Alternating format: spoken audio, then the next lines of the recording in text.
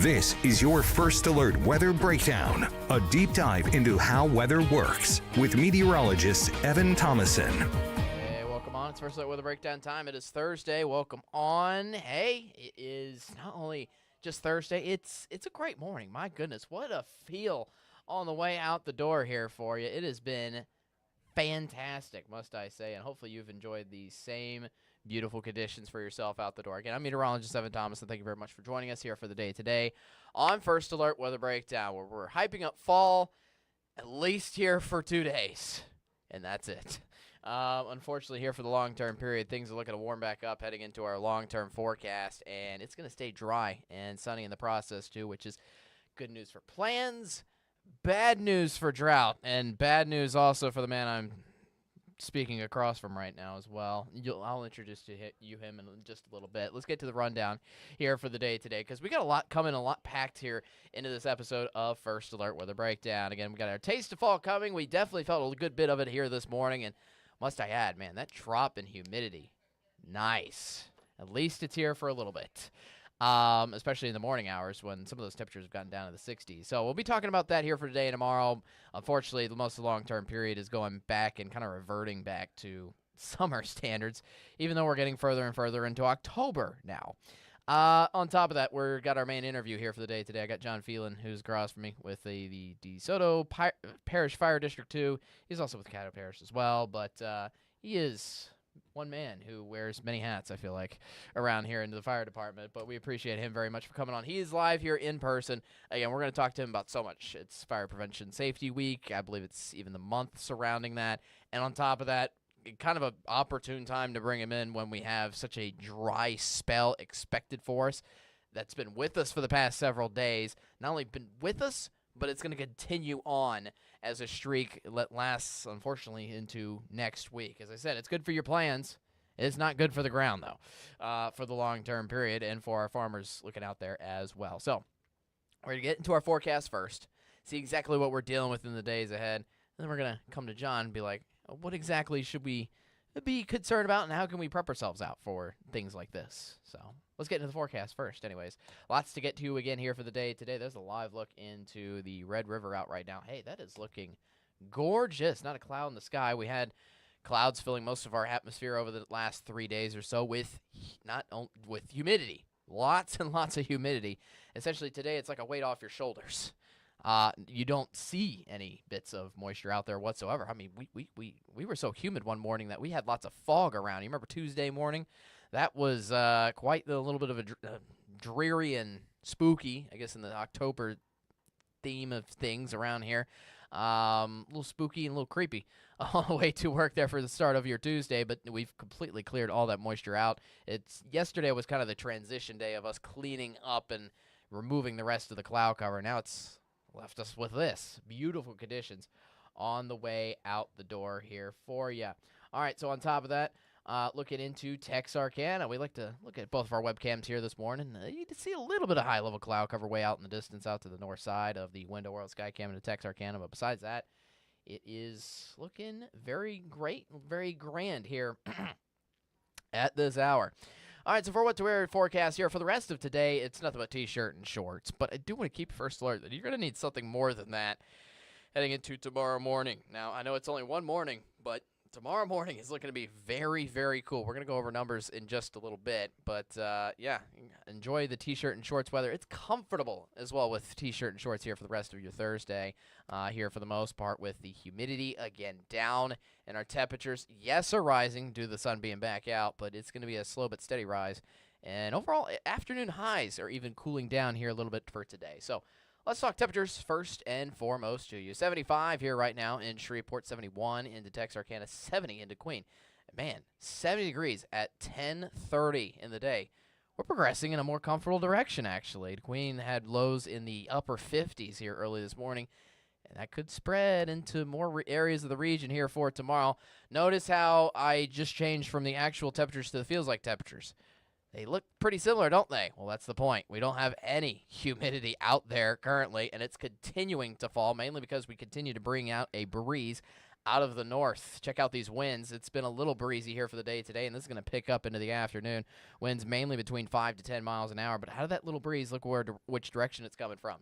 It's coming from at the north, which is bringing in drier air. It's helping that humidity to cruise on out. We've cut off our supply completely from the Gulf, so that means no moisture is coming back in here, and it's bringing in cooler air as a result, helping to cool us off and hopefully letting us be cool over the next couple of days to some degree, essentially. So our muggy meter is continuing on downward. Here right now, it's continuing to drop out here throughout the day today, and it's going to get to a peak, essentially the peak of dry conditions and the peak of the humidity being out of here by tomorrow on Friday, which essentially, again, lets our temperatures dive down even more into the last day of the work week before they try to slowly but steadily rise, but still stay mostly comfortable here through the weekend. All right, so before we get into the rest of our temperatures of what's going on, let's get into the big picture things of what's going to be happening here over the next several days. High pressure system is stuck with us. What you're looking at right here is essentially what's happening here over the next 7 days. I like to call our weather pattern in this kind of a setup a traffic jam, because essentially what that means is that none of this, not the low pressure center out to the west, that's where you see with the green there, the low pressure center out to the west coast, low pressure center out also on the east coast way over here, and right in the middle is a high pressure system. We in the meteorology business and the weather business like to call that an omega block, which essentially means this high pressure is going to be stubborn and is going to stay here in place, which continues to let this low pressure center out to the west coast stay stuck. Also continues to let the low pressure center way out to the east coast stay stuck. So the case in point is we're going to be getting lots of rain and cooler weather out on the west coast and the east coast, but right in the middle is us here in the Arklatex, which continues to settle down. Lots of sunshine, lots of dry conditions, and eventually the heat coming back. The reason we're cooling down here for now is because our humidity has tremendously dropped, and at least for today and tomorrow, we're continuing to get a breeze out of the north just for 2 brief days. Mainly because, again, a little cold front came through yesterday, kind of over the past 2 days, so to speak, which is continuing to. We got to get through the effects of the cold front first, essentially, what I'm trying to get at here for both today and tomorrow before that kind of wears off, and then the high pressure system infiltrates hot temperatures back in the Arklatex. So here's how that looks on our temperature story in the days ahead. Again, the peak of the cool temperatures, the peak of our taste of fall, so to speak, is going to happen and come into fruition tomorrow. That comes in with some drier air. Then we build back the heat, and it's going to start over the weekend, and it's mostly going to come back in for next week. You almost just look at a whole bubble of hot air just stuck in place all around here. Notice out to our west, there's the much cooler air across the Rockies. They even have chances for snow, believe it or not, out there. But the point is, all of that is going to be staying in place over there in the next 5, 6, 7 days, and will not be making the travel out eastward at all. Still for the foreseeable future. It's there. It's eventually going to come into our region. It's just a matter of when, which unfortunately still doesn't happen for the foreseeable future as long as this high pressure system wants to stay stubborn on top of us. So let's talk numbers. Let's actually see what's ahead of us for the skies here over the next couple of days. 84 in for Texarkana today, 83 in Foreman. Believe it or not, these are kind of similar temperatures to what you had out yesterday and for the northern half of the region, but for the southern half, we've cooled things on down here for the day today. And somewhere dropping our temperatures for the afternoon between 3 to 5 degrees. 84 today in Marshall, 86 in Carthage, 88 for Nacogdoches. In for Desoto Parish, John's neck of the woods, it'll be 85 this afternoon. 86 in for Shreveport, 86 for Natchitoches, and 82 in Homer. For tomorrow morning, this is kind of the creme de la creme of the cool temperatures again. I've been hyping this up throughout this podcast. This is what you're going to look forward to. And I don't think we've seen temperatures this cool for months. 50s, widespread. This is not just around for DeQueen, which was around here for today. This is going to be intact for everybody. I was looking at John's facial expression for the response there. He raised his eyebrows there for a second.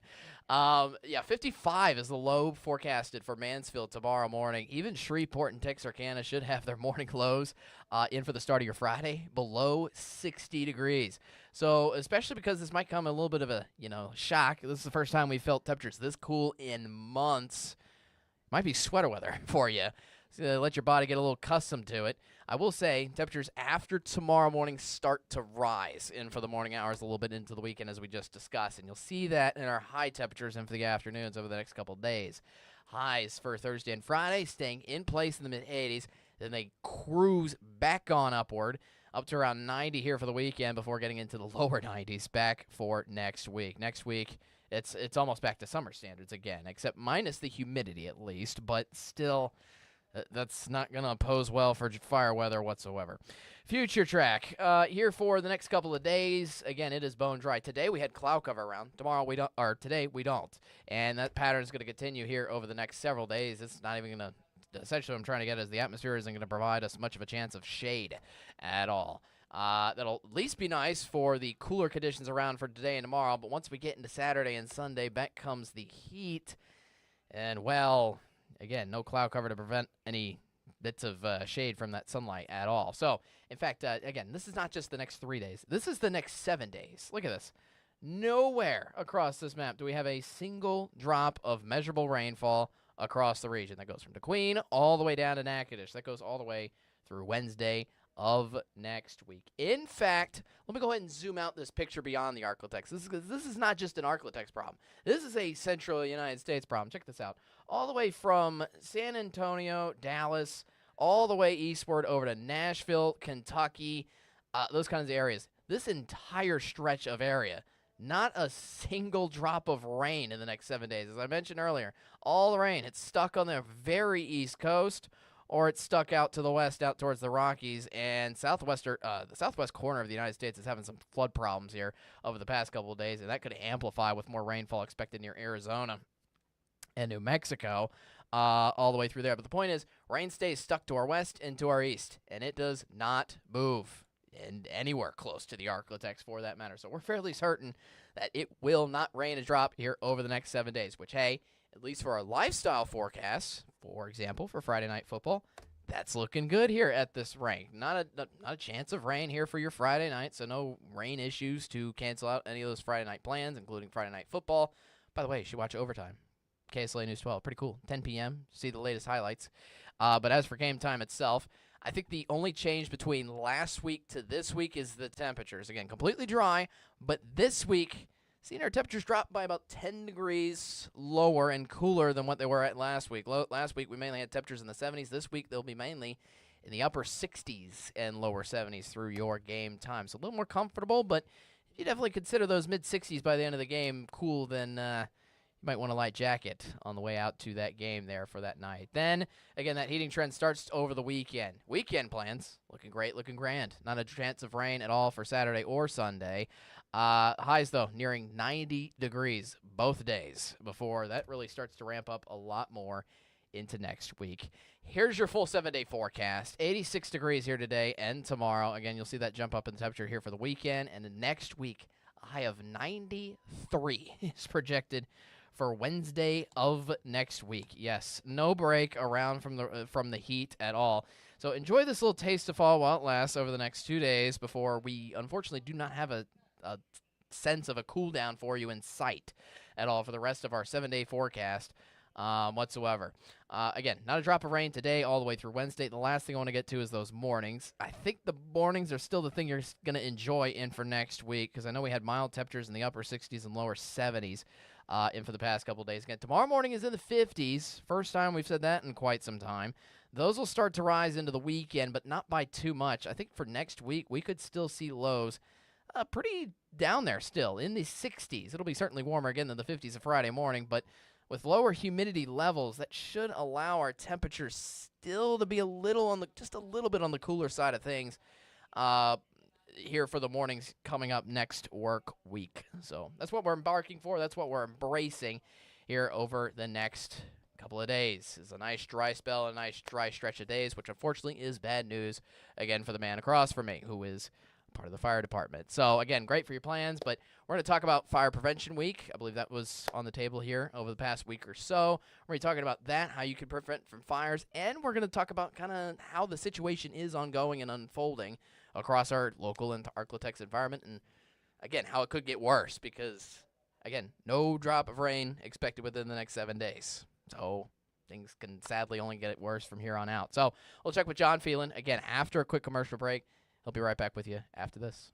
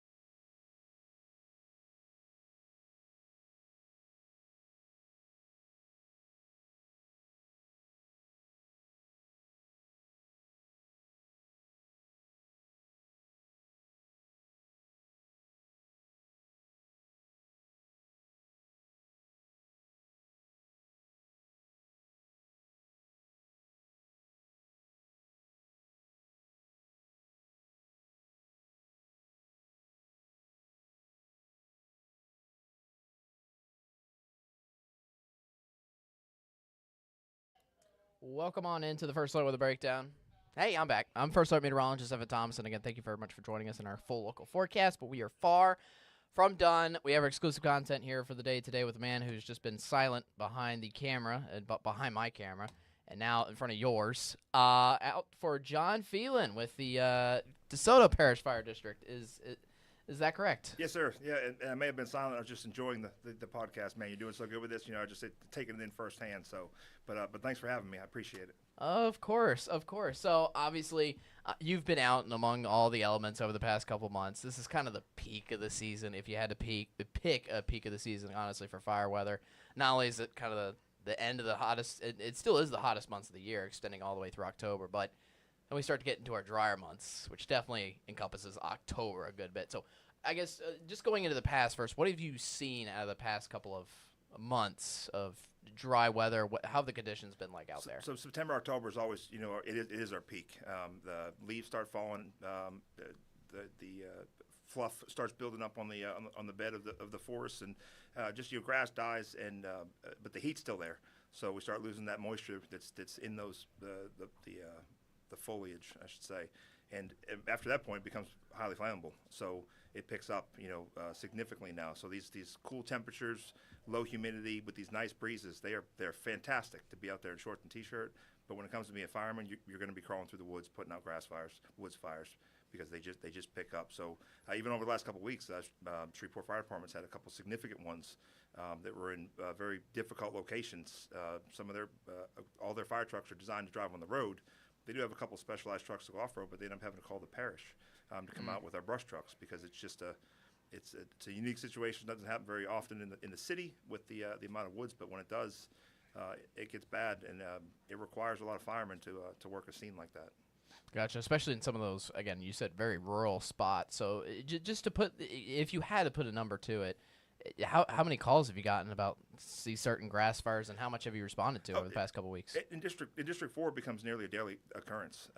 We get people that throw cigarettes out of a window, and you'll get a drainage ditch on fire, which isn't too bad. We pull up, put it out, but then there's the ones that get going in pastures that have been cut for hay, but now they're dry, and they spread quickly. We had the big one on Burcoons that we assisted Shreveport Fire, which was pretty significant. We also had a fire at the dump last week that I actually found in the middle of the night, because of the humidity and the cool weather kept that smoke low. Woke up, see smoke everywhere, put our drone up, and there it is, the dump's on fire. So I mean, and that could have spread to a woods fire. So I'm saying it's basically a daily occurrence at this point across the parish. Gotcha. Wow. That kind of leads me to my next question. Obviously, the rainfall's been quite scarce, especially over the past 2 to 3 weeks. Since the early September, National Weather Service actually came out with a statistic today. Shreveport and Texarkana have both gotten just over 2 inches of rainfall, but that's within the past month and a week, essentially. Again, this goes back to early September, excuse me.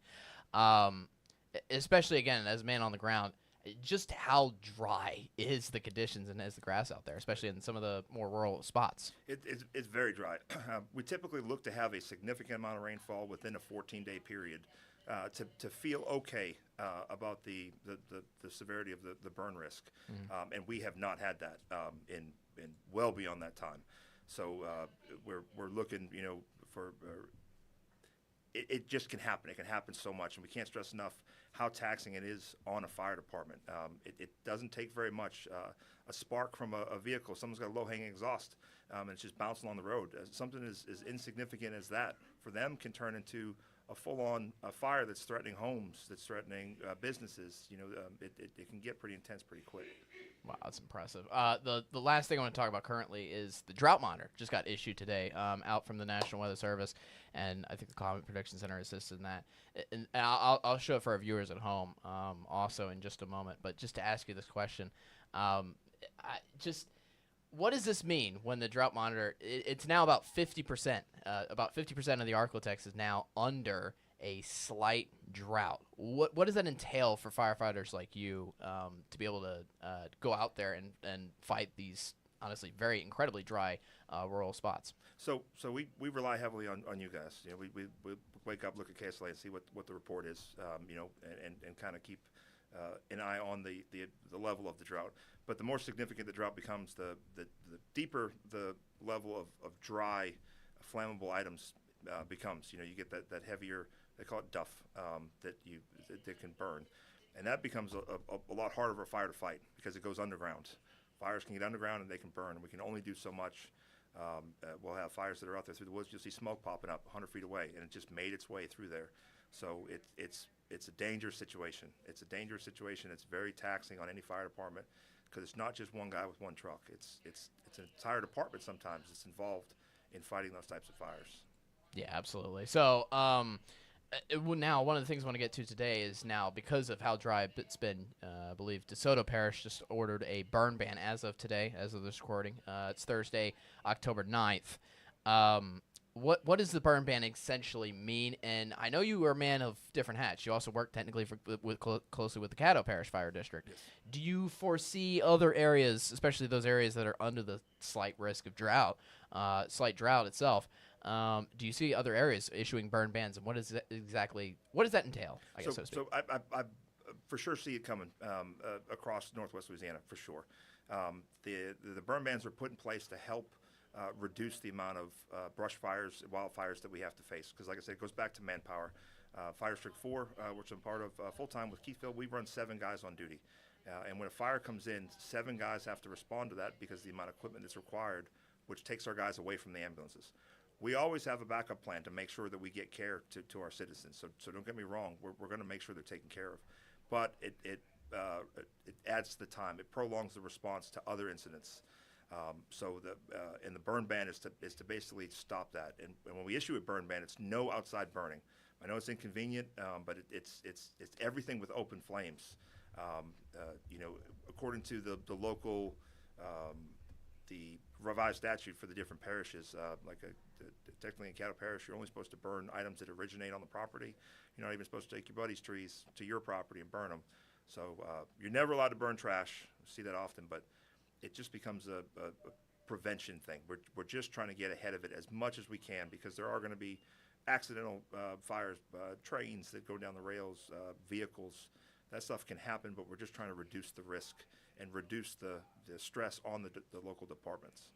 Yeah, absolutely. And this kind of leads us into Fire Prevention Week, which kind of coincidentally kind of falls in this timeline, honestly, which I know you gave me a list of things here that involve to stuff that we can do personally, especially things that we can do in our home. We don't want to – obviously, there's enough risk out there in the the wildlife and out in, as I said, rural spots that are away from civilization. So just protecting you and your home. So to go over some of that, obviously kitchen, living room, especially with a fireplace. What are some of the steps that people can take, I guess, within their own, starting within their own home, to be able to help out? Well, really, with the situation we're in now, with the drought and the risk of wildfire, starting with the outside of your home is important as well. Making sure your gutters are clear of dry, dead leaves. When you have your peaks where they fill up with dead leaves, making sure that's clear. Breaking stuff away from your home, away from your driveway, because that's flammable material. The closer you have that to your house, the more at risk you are for your house catching fire. But the theme for this year with the National Fire Protection Agency is lithium-ion batteries, and they've pretty much ended up in everything now, from cell phones to scooters to power wheels. All the stuff that I had to pedal as a kid. Now my kid hops in the power wheels and takes off, hits the button, she's cruising for a couple hours having a good old time. But there's significant risks with those items when you charge them if you don't follow the proper manufacturer's instructions. If you don't follow them, or you buy a cheaper battery that's not rated for your device, it can explode. And when they explode, there's a ton of energy in there, and it's a violent fire. And then your house, it goes up. So of course, with Fire Prevention Month, with stuff like that, we're making sure we push that. Making sure your smoke detectors work, checking those, your batteries. There are new smoke detectors that are rated for 10 years now, which is great because you don't have to change your batteries out. But change the time, change your batteries, check them every month. Safety plan is a big thing.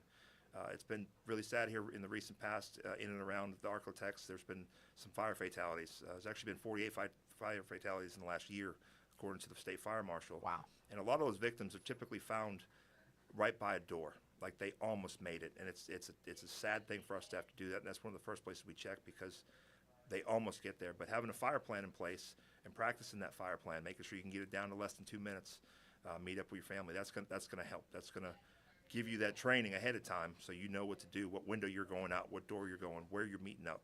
And then of course, you mentioned fireplaces, keeping just your daily maintenance across all the items that are in your house, what you're supposed to do, keeping your stove clean, keeping your stove top, and the oven clean. Typical things like that. Just fuel is everywhere. Cooking oils is just it's flammable. Everything catching on fire nowadays, and it burns hotter and faster than it ever has. Oh, jeez. And that's the problem. Is the old construction, the heavy wood would protect, keep something in a room, but now it's these synthetic materials.